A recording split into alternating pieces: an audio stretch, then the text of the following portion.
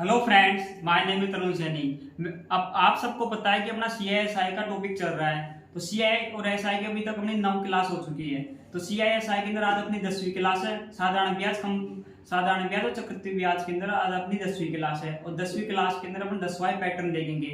हर class के अंदर आपको हर नया पैटर्न मिलेगा जो प्रेजेंट में SSC रेलवे बैंक एग्जाम के अंदर आ रहे हैं। जो हर पैटर्न का क्वेश्चन मिलेगा आपको।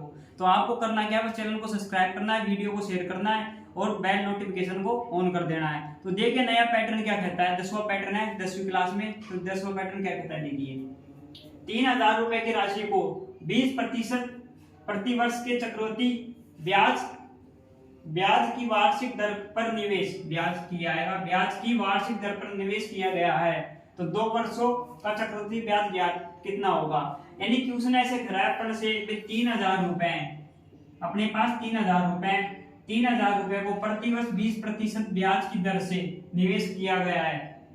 प्रतिवर्ष ब्याज की दर से 20% प्रतिवर्ष ब्याज की दर से निवेश किया गया है।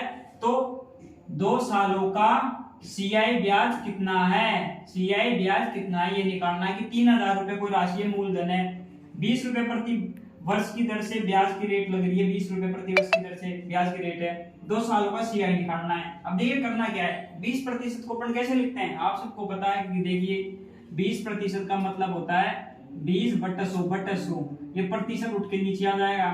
0 से 0 कट गया, 2 से 10 कट जाएगा, 2 कम 2 5 10 क्या बच जाएगा 1/5 1/5 आ गया ना।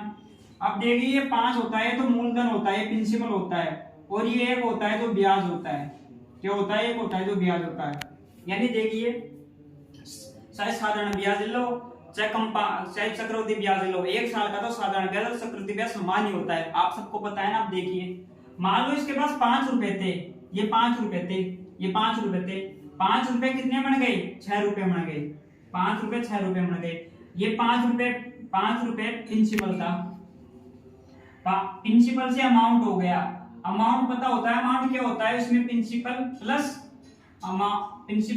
SI होता है, प्रिंसिपल प्लस CI ऐसा कुछ भी होता है। तो अमाउंट यानी मिश्रधन, A यानी अमाउंट यानी मिश्रधन होता है। मिश्रधन क्या होता है, जो मूलधन होता है और ब्याज का जो जोड़ होता है उसको अमाउंट बोलते हैं। मूलधन के अंदर ब्याज जुड़ जाता है तो अमाउंट बन जाता है। और प्रिंसिपल ये, अब देखिए 5 क्या है, प्रिंसिपल है, 5 प्रिंसिपल है।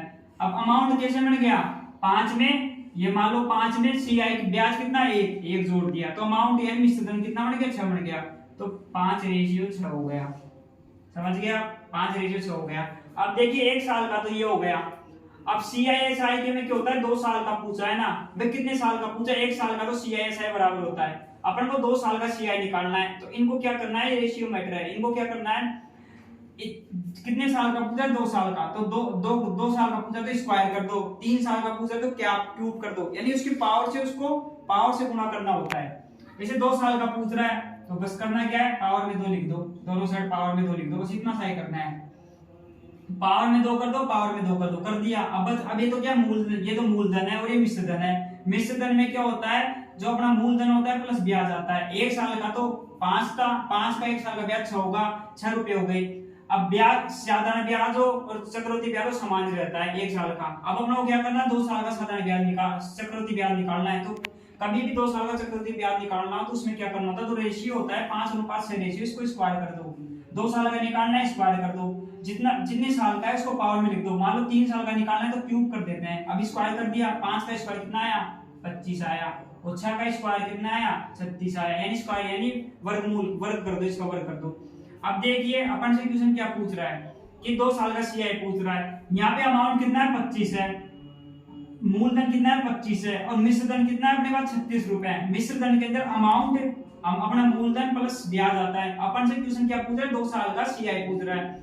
तो अब देखिए अपन को CI का मान कैसे निकालेंगे, इन दोनों का अंतर तो CI आएगा, क्योंकि देखिए कैसे 36 अमाउंट का मान 36 है, मूलधन का मान 25 है, तो कैसे आएगा, देखिए अमाउंट बराबर प्रिंसिपल प्लस CI। ये मिश्रधन है, मिश्रधन का मान कितना दे रखा है 36 दे रखा है, और अपना अमाउंट कितना है, अमाउंट है 25 है। अपन को CI तो निकालना है। अब देखिए CI कितना आ जाएगा, 36 माइनस 25 कितना आ जाएगा, 5 और 11 कितना आ जाएगा, 36 में से 25 गए तो 25 में से 30 में से 25 गए तो 5, अच्छा 5 है 5 11, CI कितना आ जाएगा 11 आ जाएगा। आ गया CI 11 आ गया। अभी तक तो इसकी रेशियो वैल्यू आई है, इसका असल में कितना CI आया था वो अपने को पता लगेगा। कैसे देखिए भाई, CI आ गया, आपको दोनों का अंतर कर लिए, इन दोनों का अंतर क्या होता है CI होता है, इन दोनों का अंतर CI होता है। अब देखिए अपन को क्वेश्चन में क्या दे रखा है भाई, 3000 है, 3000 किसका मान था मूलधन का, मूलधन कितना है 25 है, तो अपन को ब्याज का मान निकालना। ब्याज कितने पर, क्या ब्याज कितना है अपने पास 11 रुपए ब्याज है, तो 11 रुपए ब्याज से गुणा कर दिया तो देखिए कैसे आएगा।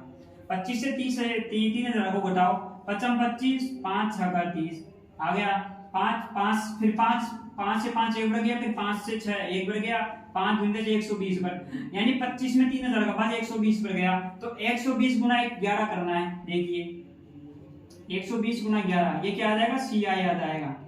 CI निकालने अपन CI आ जाएगा, सकृति ब्याज आ जाएगा 2 साल का। कर लो गुना, कैसे होगा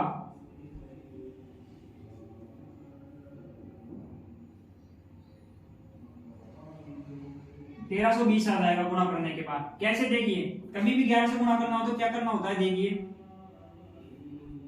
क्या करना होता है, जो पहली जीरो है इसको ऐसे कैसे लिख दो, तो शुरू कीजिए 1 है इसको ऐसे कैसे लिख दो। अब इनको जोड़ देता हूं, जीरो में 2 जोड़ा, 11 से गुणा करने का तरीका बता रहा हूं मैं आपको।